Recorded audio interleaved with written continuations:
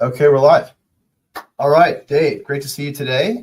We had chats earlier on this week. Thanks everyone for joining. Today we're talking about getting the hell yes with Dave Holland. Dave Holland is one of the leaders over at Belfour Restoration Management. Belfour is a restoration management company that works with multifamily.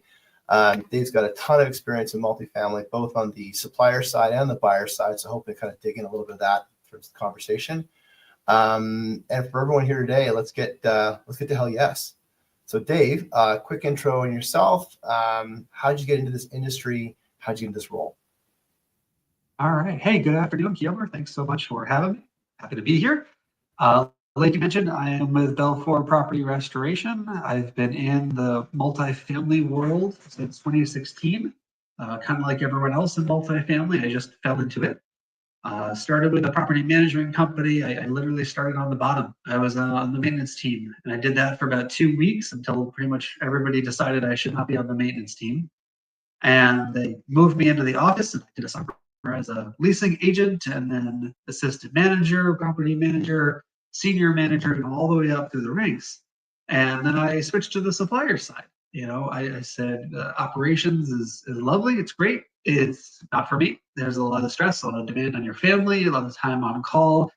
And I think I could just do a little better, more impact on the other side of the industry, being there to support the teams who are running the operation on the site.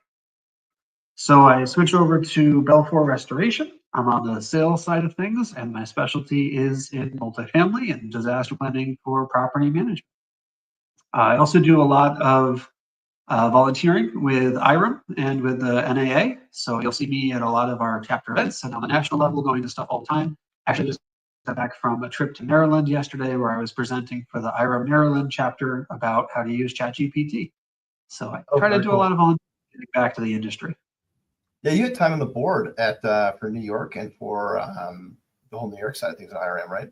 Yeah, correct. Yeah. So actually, the chapter president for the IRM New York region chapter, that was for 23 and 24. So my term is coming to the end at the end of this calendar year. And I was on the board for Apartments of New York, which is the upstate New York chapter for NAA in 2020, 2021, 2022. And I've stayed involved since. And going into 25, I'll be the chair of the engagement committee for Apartments of New York. So yeah, very cool. Involved. So you had a chance to hear both sides of the conversation, right? Like from this, like you're on the supplier committee at the New York side of things, right? Correct. Yep. So I'm on both our local supplier committee and also National Supplier Council with NIA and Belfour as a national member.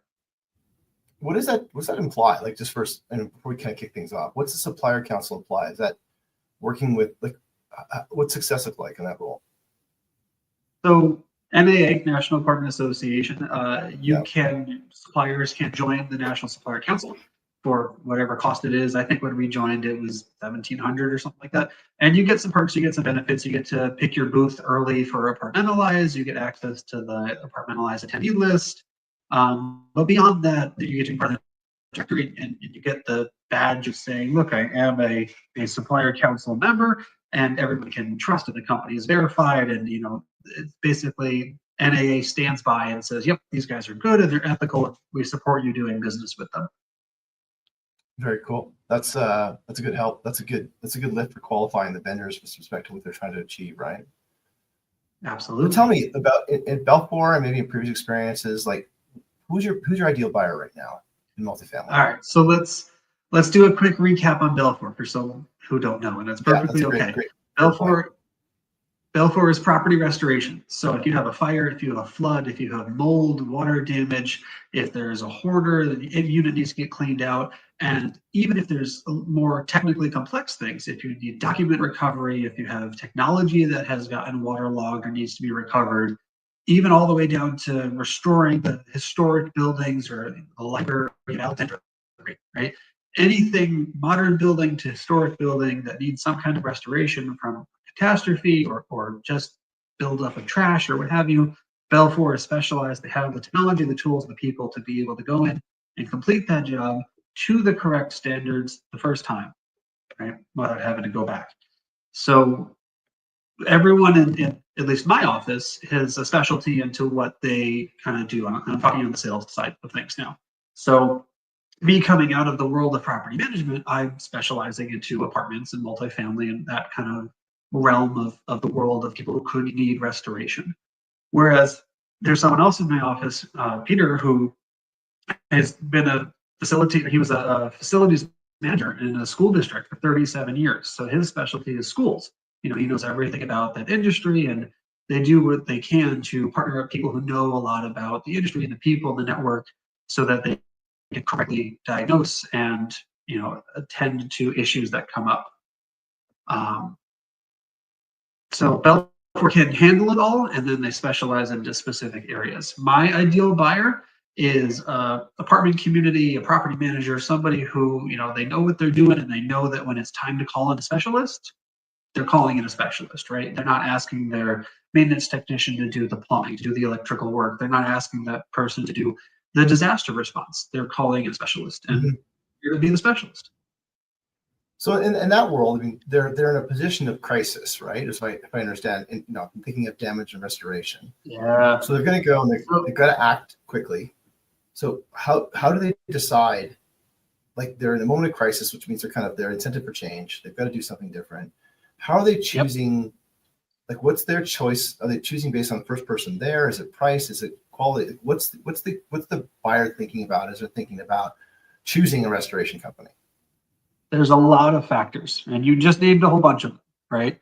So if you have the best scenario is if you already have a prior relationship with a restoration company, right? So before there's ever any kind of a fire, before any kind of a water damage, that restoration company has walked your property, they've got the documents, they have the correct phone numbers, they know who the insurance company is, and that way in the event of a loss, which we all hope doesn't happen, but in the event of a loss, things can just start getting responded to, right? You can call the correct insurance broker, the adjuster, you can get the proper response team on site, you can have the phone number for the property manager or the decision maker, right? So ideally, if you're in property management, reach out to some restoration company around you, ideally Belfour, and say, hey, let's start up a relationship.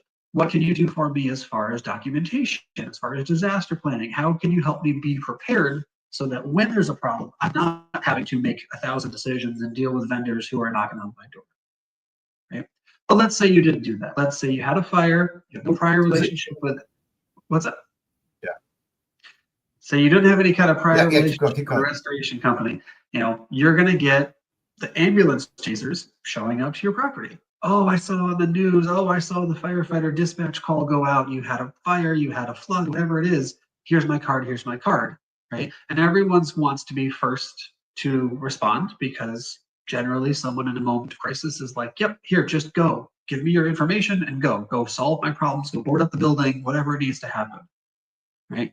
But that person, you're going to be in a lot of stress, and they might be selling you or overselling you or promising, and you don't want to get lied to or duped. You want to make sure that whatever the response is in line with what your insurance coverage is, because if your insurance covers $100,000 worth of damage and they sell you 150, somebody has to pay that 50, and all of a sudden your crisis number one becomes crisis number one and number two because you've blown your budget.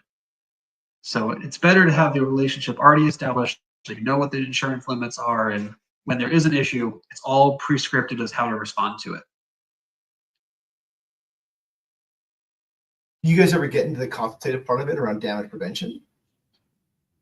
Yeah, absolutely. So we're going to program called Alert. It's actually a free program, and we'll come through and make a documentation of the buildings and systems and the shut-offs and the emergency contacts and the insurance and the carrier and the adjuster and all of the details we can get, correct beforehand. And then we give your team and the site staff an app. It's the Red Alert app, and all of that data lives right there, and anyone on your team can access it when they need it. And they can right through the app say, having an emergency, I need a response, and Belfour goes out and responds. And if somebody needs some help doing some disaster planning, that's where my specialty is. I have a CPM, I have years of experience in property management. I'm more than happy to jump on a phone call, or if you're local to me, come walk a site, or I can send someone from your local office out there, say, hey, have you thought about this? And what are you doing about that? And when was the last time this was inspected? And help you get all those details together when there's not a time crunch, so that when you have an issue, God forbid, hopefully you don't, but if you have an issue, you're ready for it. Do you tend to sell mostly to the owner operators or owners or the operators, the owner? Like who's your principal kind of archetype? I would say it's property managers, usually third-party property managers or owner operators. Yeah. Generally, the owner hiring a third-party manager, they want to know that this person's got everything under control and there's disaster plans and they're all ready to go, and they don't want to deal with it. That's why they hire a manager. So generally, I'm working with property management companies. So is there an annual compliance thing they need to achieve? They need to adhere to start thinking about like contacting and contracting that kind of service, or is it? Because I mean, coming into the conversation, I was fully expecting it strictly kind of a response-driven market activity, and then you're kind of like first to market and et cetera, et cetera. But what I'm hearing here is a consultative approach to damage prevention, and then ultimately being there when there's an incident that occurs. How does that? Right. So that's an interesting thing. So how does that buyer start seeking a solution? Like, what are they trying to solve at that point? Well, you have to think about what's going on all day long for a property management person, right? Are they so busy with everything that's happening on site and people showing up and vendors and walk-ins and move-ins and move-outs that they can't plan for the future?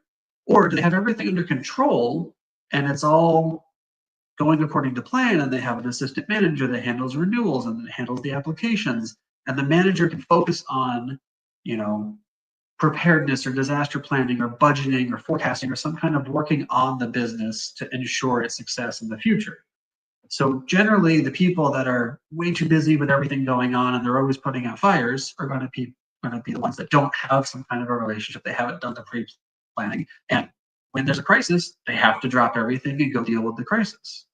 Versus the people that have a good control on what's going on and the people who plan. And if should there be a crisis, it's all scripted as to what happens next and who does what and what goes where and the correct vendors to call. And we're already in the system as an approved vendor with the W9 COI and all that data.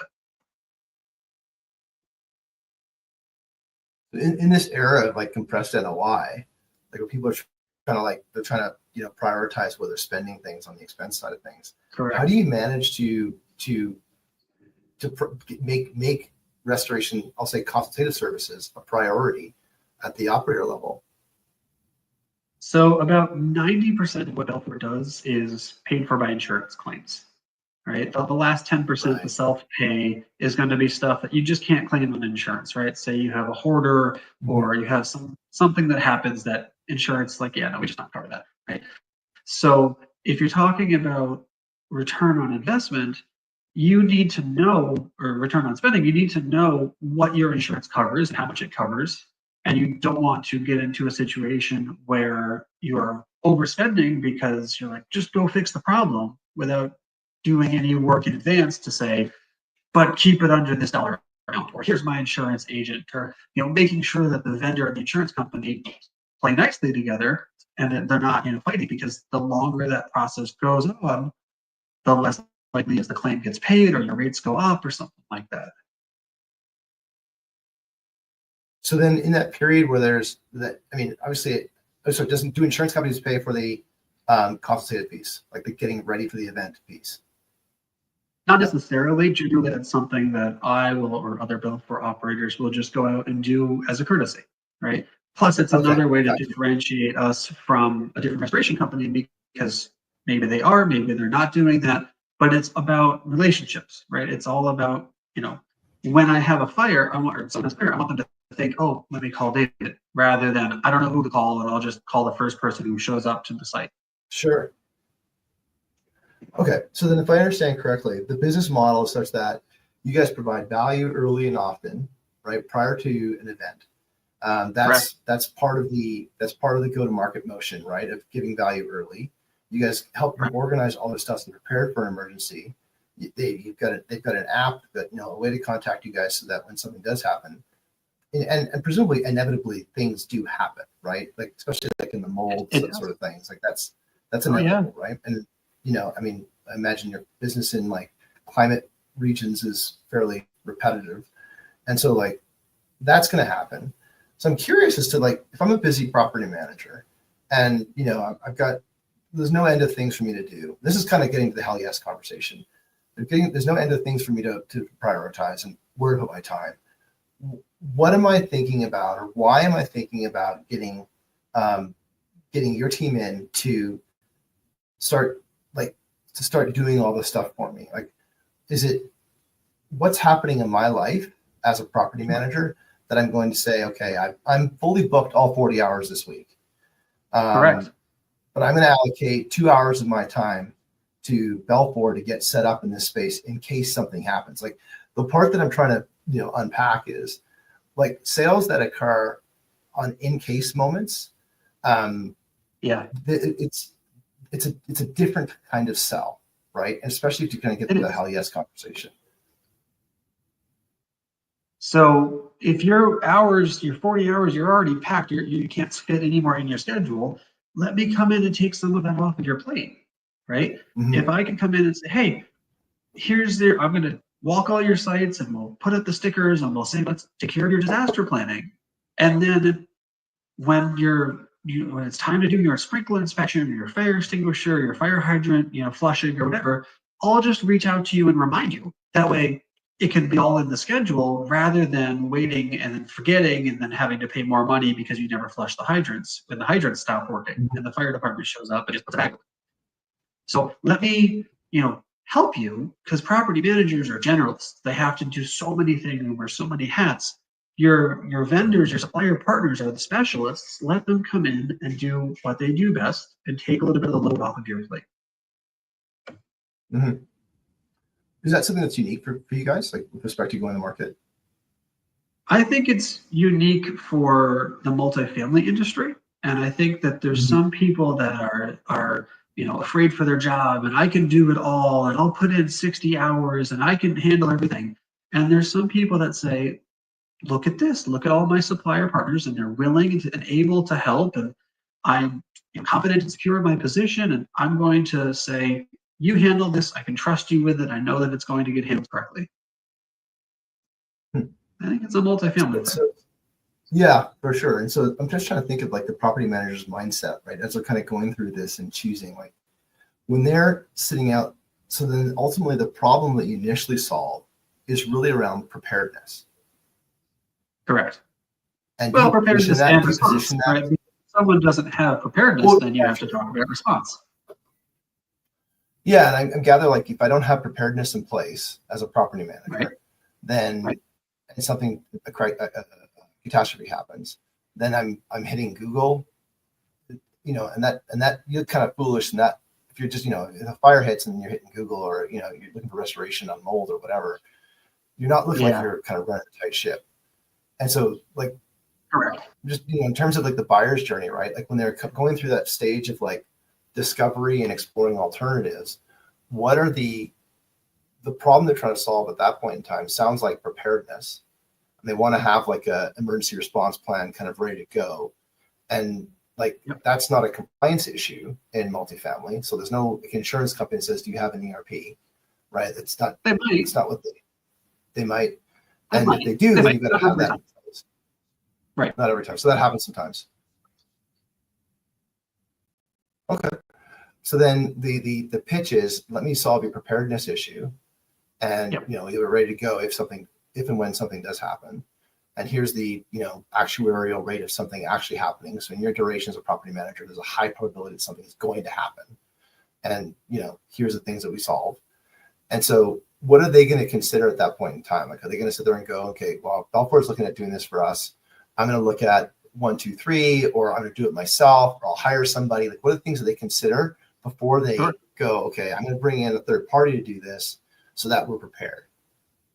So one of the things is your capacity to do whatever the thing that needs to be done is, right? Do you have the staff? If you have the staff, are they already too stressed or too overwhelmed, maybe with work orders or turnovers, then they can't pause that schedule to go and respond to a water issue or a fire issue, right? The second question would be, do you have the time, right? Because a lot of these things are very time sensitive. The longer that water sits, the more likely is that you're going to have mold.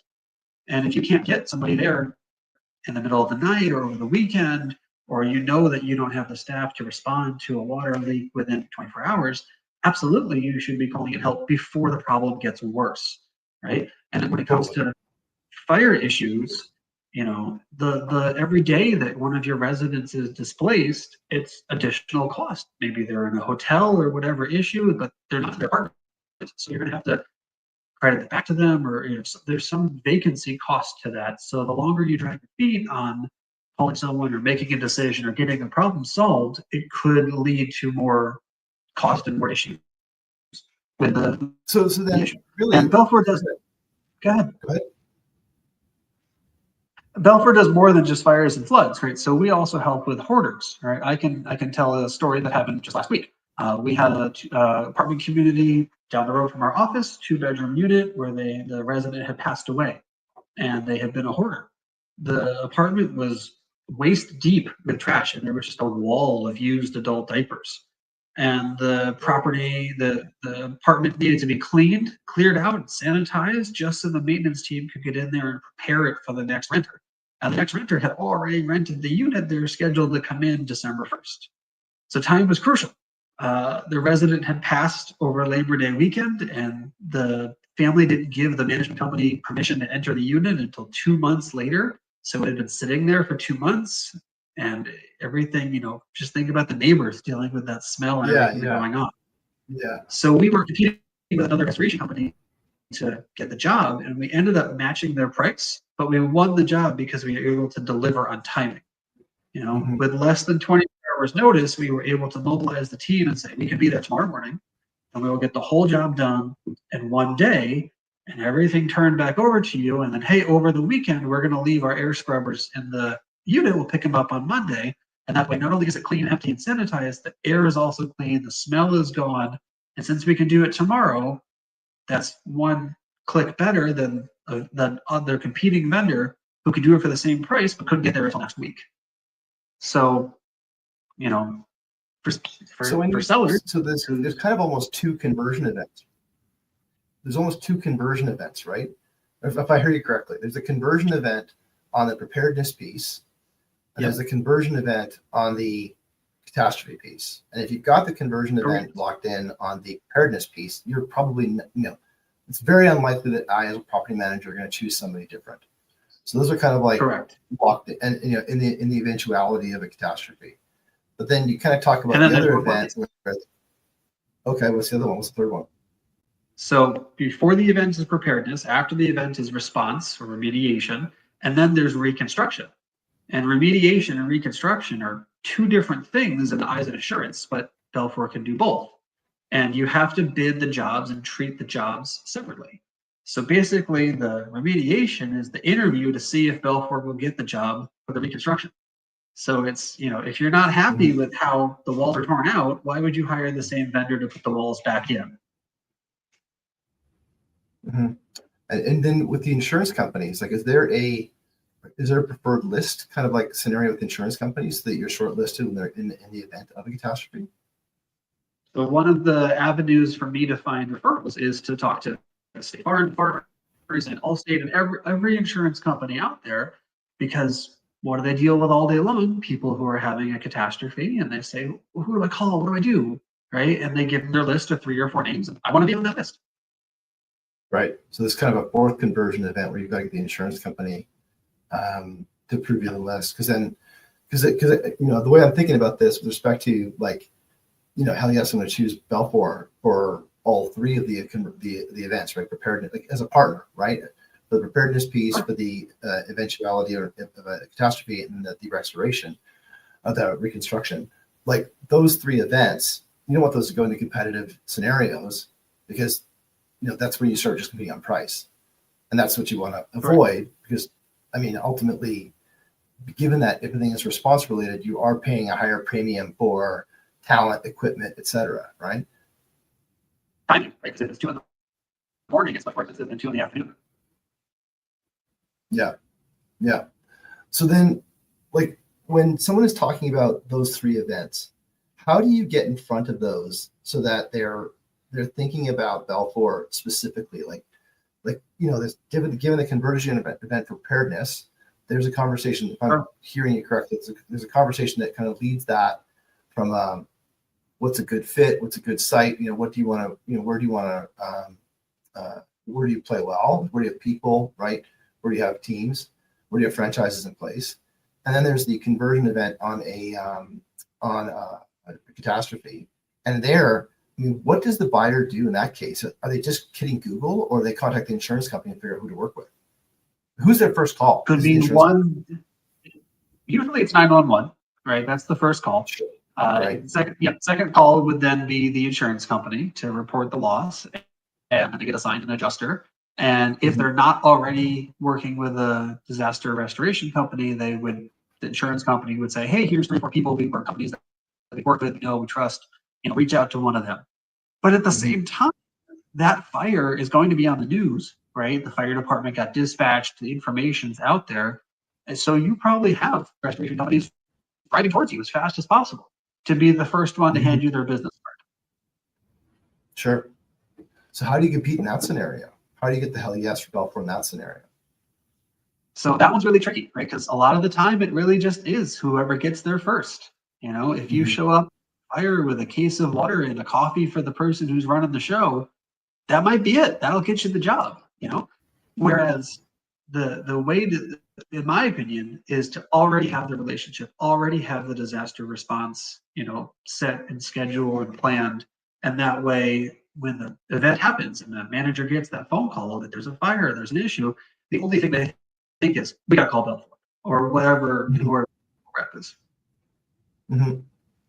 What kind of, I mean,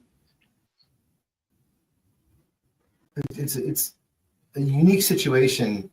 Like I've kind of often said that nobody negotiates the fireman, but in this case, it sounds like people do a little bit, right? Like when it comes to crisis for restoration. So do they go, and what kind of objections do you get? Is it strictly on, like what objections do you typically get? So some objections are, hey, I already have a relationship with a restoration company, right? And another objection is, I think I should bring in a public adjuster, right? So public adjusters, the way that they work is they go and they battle with your insurance company. So the insurance company says, we're going to pay you $100,000 for this claim. And the public adjuster says, what are you talking about? There's this, there's that, there's this coverage, and if the documents that pay more, you need to go off and pay $300,000 for this claim.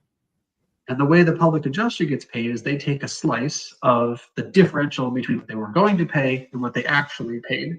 So if it's a $200,000 differential, 2%, that's the money for the public adjuster, right? So when one of the objections is, oh, I think I should bring in a public adjuster, my response is, you don't need to, right?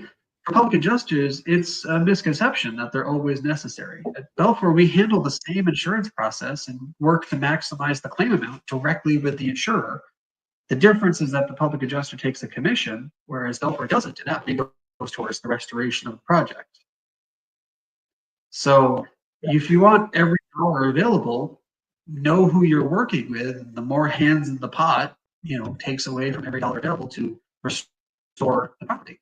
We also work with some of the utility providers. So like National Grid is the utility in New York where we are, and they have a program where, on the back of the bill, everyone pays like a 2-cent fee per month, and that adds up to millions of dollars. And they have different companies that go out and they give away that money. So energy efficiency upgrades, lighting upgrades, and pipe wraps, and all these programs and incentives from National Grid. And if you were to call Belfour and you had a fire and it knocked out all of your LED lighting or all of your incandescent lighting all at one shot, when we come in and do the work, we'll call in those utility rebate companies and get National Grid to pay for the $80,000 worth of lighting. And that way we can continue to commit that 80 grand where instead of spending it on light bulbs, we can continue to restore the property in other ways and make the money go further. A couple questions. So actually 3 questions here. Is who cares about that? Does the operator care about that, or does the owner care about that? Probably both, I would say, because ultimately the operator has a fiduciary responsibility to the owner.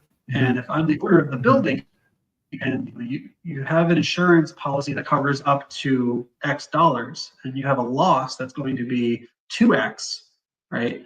Any way that you can stretch your coverage dollars to restore without having to go into your own pocket is better. So then, and then the second question was, do you market how much of a headache that is? Like, do you market that as like the pain that you're resolving for that property management? Like, here's what you think a fire looks like. It looks like I call the insurance company and I call this, or is it, here's what a fire really looks like to you as a property manager, and here is the things that you have to do. Is that, and do they even understand that? Like, I mean, I wouldn't have understood until they had this conversation. So we try to do a lot of education. We try to do a lot of webinars, joining local associations, IREM, NAA, BOMA, all of the property associations try to be part of. And it's, putting out that education. It's doing that disaster planning consultation. It's making sure that you know what you're getting into, or the impacts of what could happen when this happens. Mm-hmm. And then the third question is like, is this a building by building game, or do you go for like the larger operators so you can get kind of preferred? I honestly preferred, but just like if you get an operator that's got 85 buildings and that's going to give me these 85 buildings, or is it a hand-to-hand combat? It's a little bit of both. So let me explain. So if you have a property management company that has 10,000 units and they're spread across 70 buildings, right? You have to first sell either one of the buildings or the whole management company to be an approved vendor, right? So I get on your approved list, and here's my documentation, I'm in your system and everything. And then once you have your foot in the door, you can either take the approach of, we will cover all of your sites, and when you have a problem in any of them, please call us. Or you can go building by building and say, hey, at this building, here's where the sprinklers are, here's where the shutoffs are, here's where everything is, and here's the specific response plan for this building. So when there's an issue, you pull out the document or the app or whatever, and here's your, and that's laborious, right? Because instead of making one phone call to a regional manager, I have to now talk to 70 property managers. But I would actually rather do the 70 property managers, because now that 70 people, that when they all know who to call, versus if the regional manager's on vacation at the time of the fire, the property manager might just go with whoever gets there first, even though the company had a prior relationship with me through the regional manager. Like, I would think as a regional manager, like the roll up of that preparedness would become a real pain point for me. Like I would just use an RM, 80 buildings, right? You got the having that roll up of the preparedness piece, and then there is no, then you're property manager roles, there's a higher turnover rate there, right? And so if you can just say, okay, this is the choice. This is the choice at the RM level. You use Belfour, period. There's no other phone call to make. Here's the QR, whatever, right? Here's the app, use the QR code. Like, just in terms of like, I'm just trying to think of the buyer, right? So what I like to do, because you're right, there is a lot of turnover in property managers. I use ALN data, which if you're not using, you absolutely should on some website.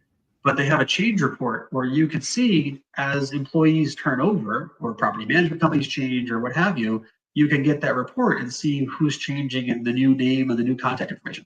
And so if I have like a management company where I've worked with them before, the employee before, and then something changes over, I get that information from ALN data. I reach out to them and say, hey, I'm with Belfour. We work with your property. We handle your disaster documentation. I'm going to come down there. How's Tuesday? And we'll walk your site together, and I'll show you. Here's this and here's that. And when there's a problem, here's who you call.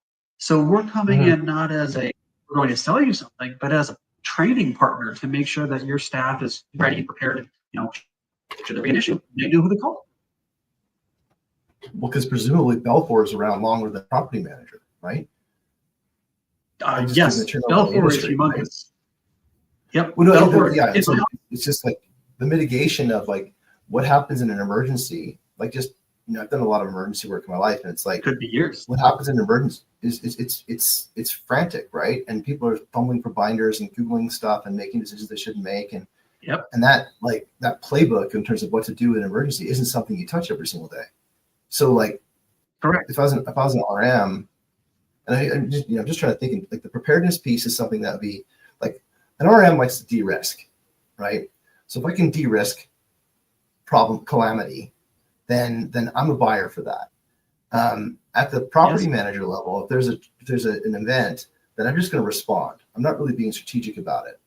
So I'm curious if you guys position that preparedness piece as a strategic de-risking kind of like program at the RM level. Because like if I'm an RM, that's a hell yes for me, right? you're going to do this for free. Yep. I've got 80 buildings. It's budget season. I'm losing my mind. Something's going to go wrong this year in one of them for sure. And I've got 40% turnover on a property manager level. So I can't really rely on the property managers to know what to do. They've got to have a playbook. Yep. So that's what I'm kind of hearing from you right there is the RM level. There's a de-risking play that is costless. Yep. And then all you do is you capture all the business. Imagine it's higher, it's costless. So there's no margin in that, but you're part of the program. Then when there is an event in one of those 80 buildings, you're the red button. So not only is everything you just said correct, one of the other benefits of the Red Alert program is should there be a catastrophe, a hurricane comes through, a landslide, a flood, countywide, citywide, a tornado hits, everybody's knocked out. If you're part of the Red Alert program, which we already discussed is free, you jump the line into a response, and I will come to your site first compared to everyone else who's calling me the first time. So then is your ideal buyer, is the ideal transaction to an RM, the preparedness program? So you convert that RM, you get the portfolio business, and then everything else just takes care of itself. Yes. Yes, because guaranteed when I come onto your site to say, hey, let's prepare for a big event, right? If the whole city gets knocked out by a tornado, at the same time, you're going to say, hey, while you're here, would you come look at this unit that I need some help turning over? Or would you look at that I need that's got a hoarder, I need you to clean it out? And I can pick off those little jobs easy peasy because I'm there, because I showed up and I said, I want to get you into this free program. But by the way, while I'm already here, we do this, we do that, and we do this. You got any mold? How can I help? I'm curious, what was the industry's reaction to Tampa, right? To the hurricanes that hit Tampa area?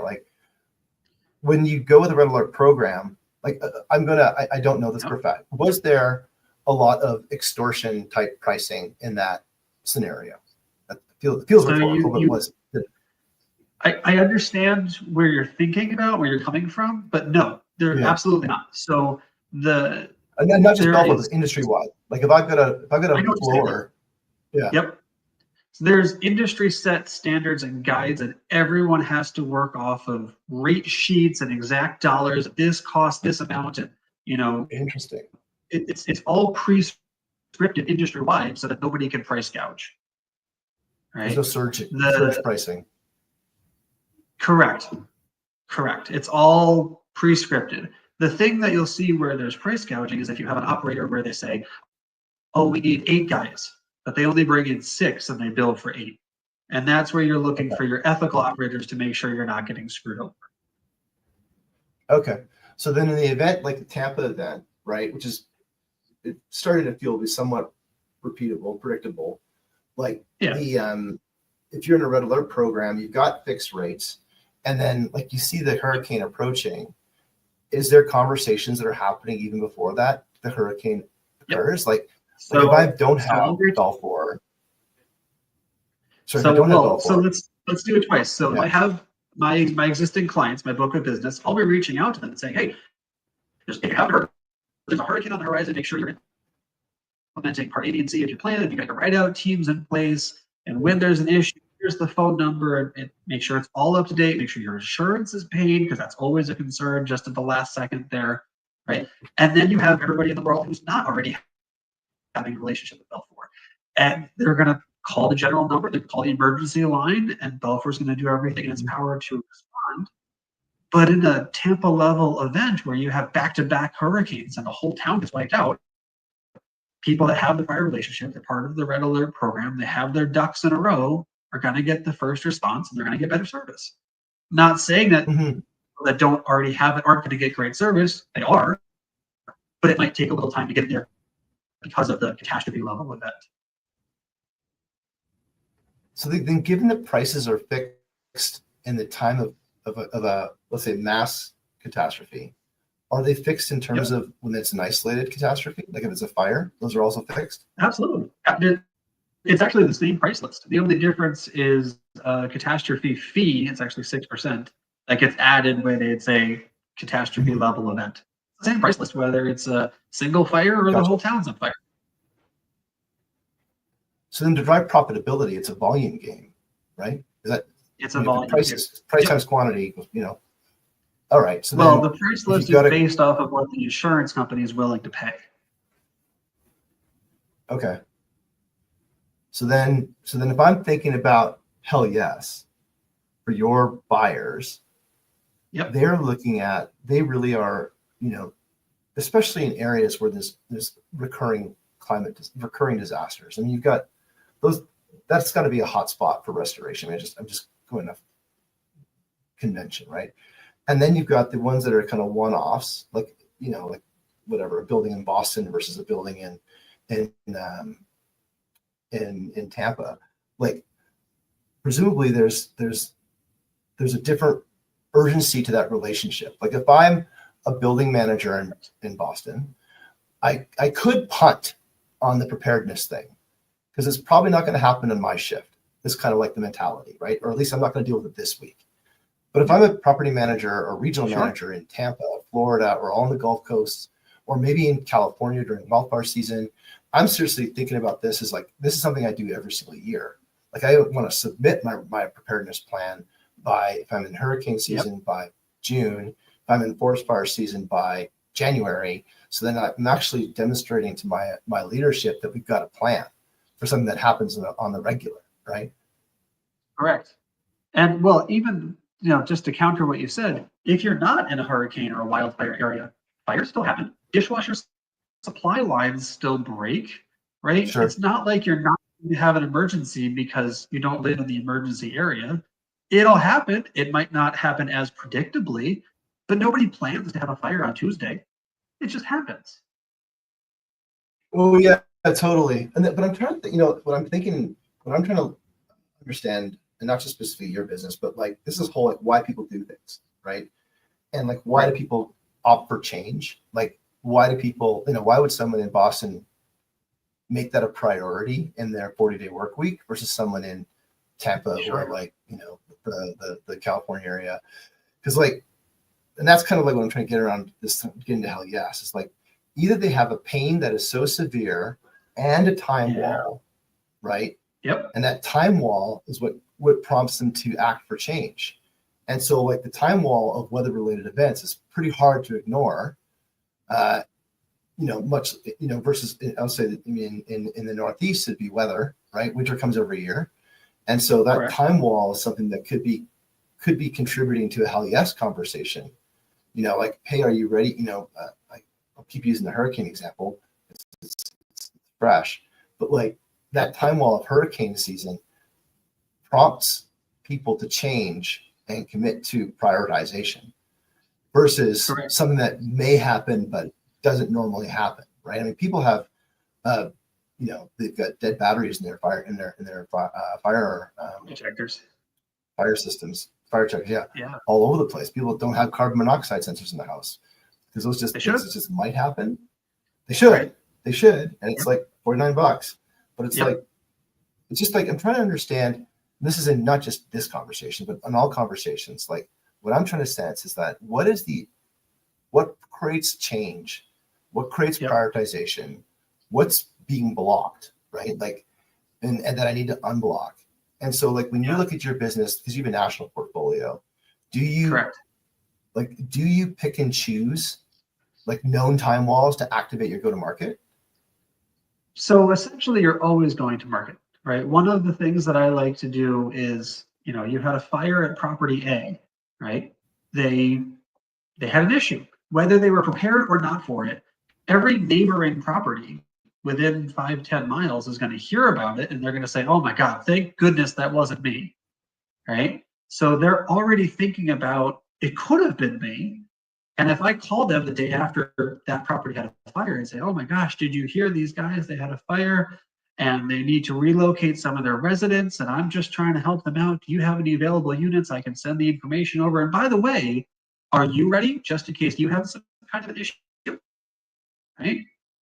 And on a large enough scale across the state, across the country, you could do those phone calls all day long. Mm-hmm. It's just about knowing what's going on and then knowing who is the nearest by competitor and how to get a hold of them. And then you build the relationship, and you build and you build and you build. And eventually somebody in your book of business has a problem, and you go. And then you call all of their neighbors. And you say, we were there. We were helping them out and wanted to make sure that you were ready and we were able to help you should you ever have a problem.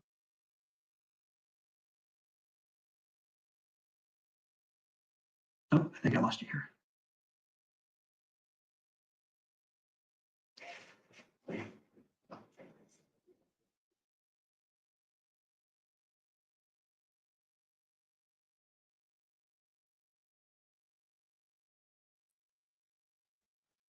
Just lost it. Sorry, my internet but up there. It's the fun part That's of okay. live. I got you.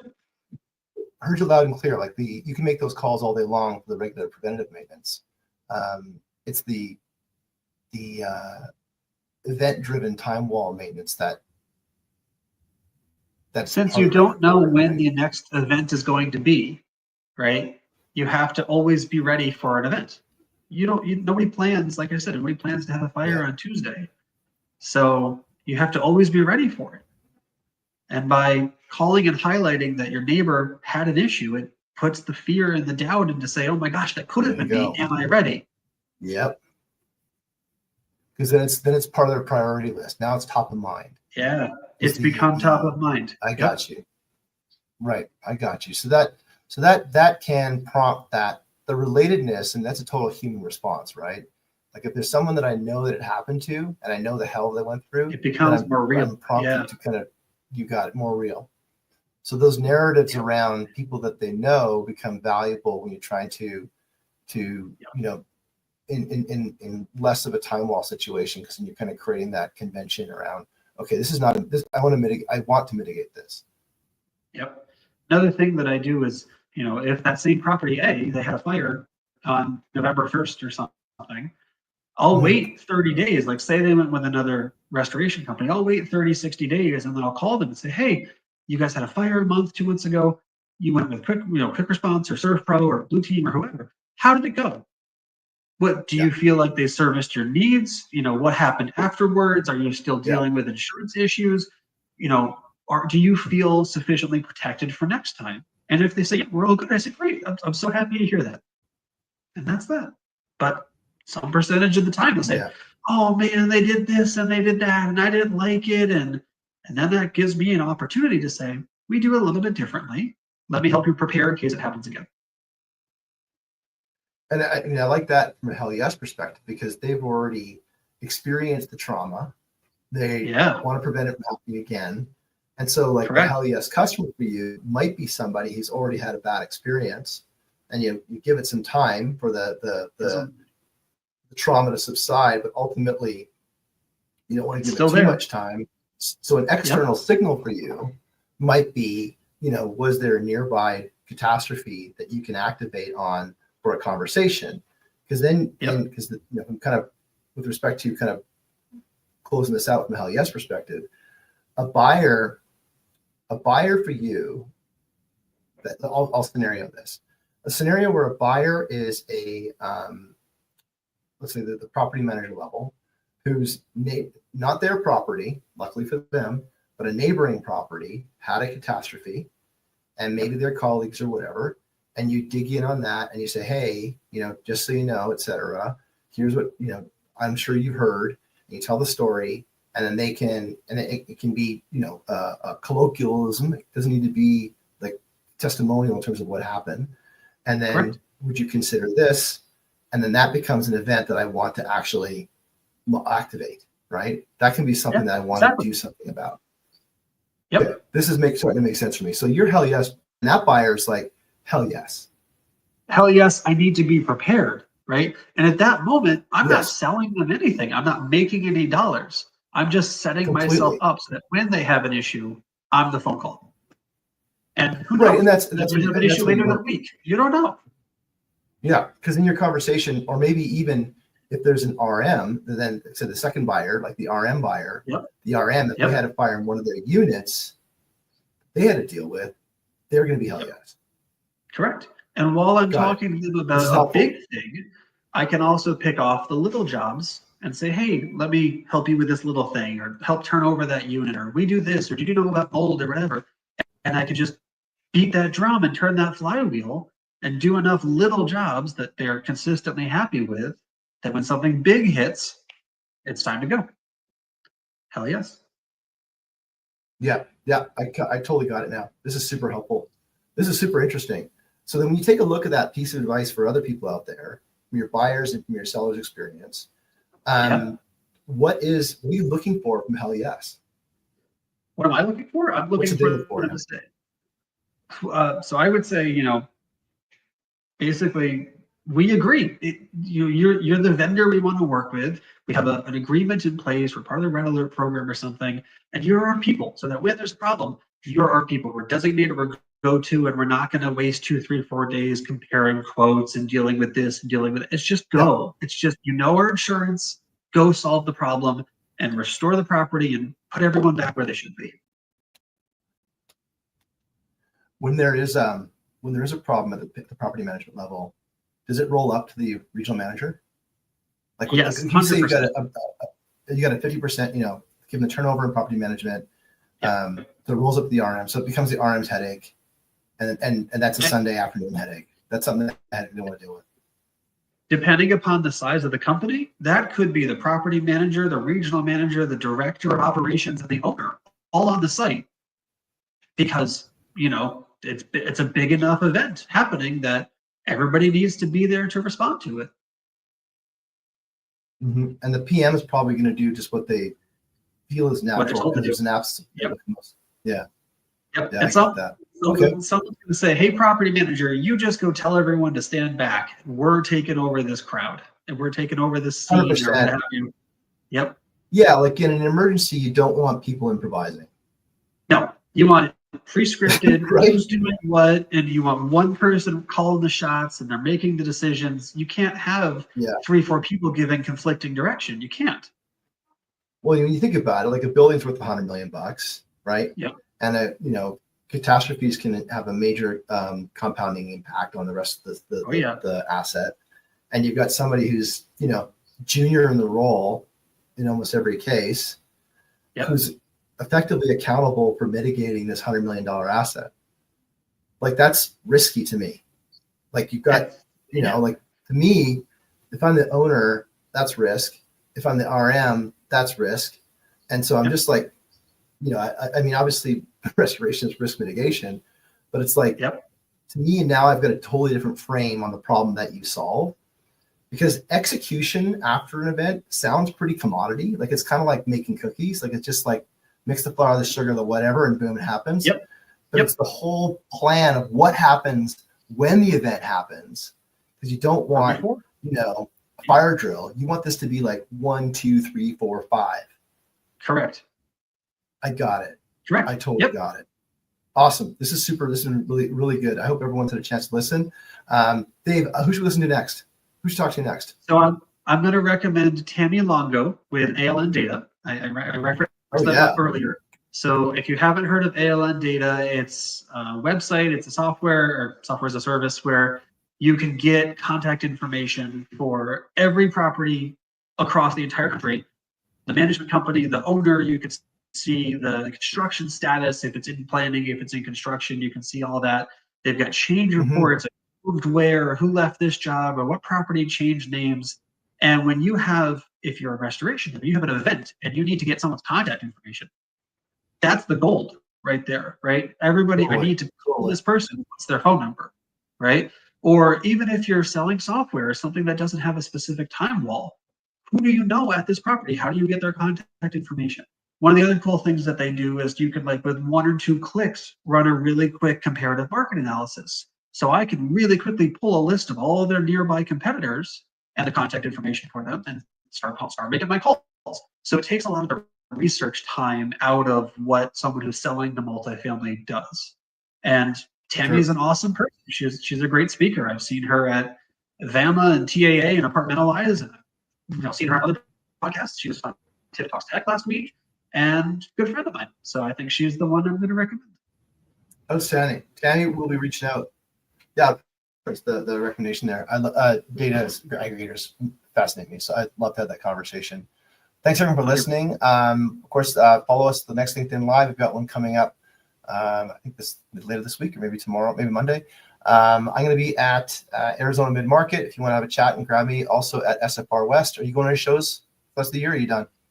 I'm done for the year. We're expecting our child, second baby, December 3rd. So at this point, I am locked down in the house until they have the kid. No, your wings are clipped. Probably for 3 months your afterwards. Wings are clipped. Yep.